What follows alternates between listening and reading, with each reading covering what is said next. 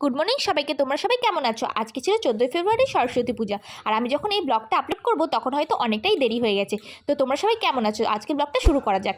আমার দেখো এনার্জি কত লস হয়ে গেছে শরীরের মধ্যে, কারণ আমি ঠেলতে ঠেলতে নিচে টয়লেটে নিয়ে যাচ্ছি। আর আমার কোথাও যাওয়ার সময় যতটা শরীরে এনার্জি থাকে তার থেকে এনার্জি ততই লস হয়ে যায় যখন আমি বাড়ি ফিরি। আর হ্যাঁ বন্ধুরা, আজকে আমার বাড়ি ফেরার পালা, তাই জন্যই তো মনটা এত খারাপ।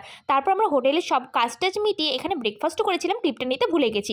তারপর চলে গেছিলাম এখানে স্টেশনে, দীঘা স্টেশনে দাঁড়িয়ে থেকে তারপর আমরা সোজা ধরে নিলাম ট্যাক্সি করে আমরা চলে গেলাম হাওড়াতে। আর হাওড়াতে গিয়েই কিন্তু আমরা লাগেজ রাখবো, কারণ আমাদের ট্রেন তো অনেক রাতে, ততক্ষণে আমাদের তো কিছু করে সময়টা কাটাতে হবে, তাই না?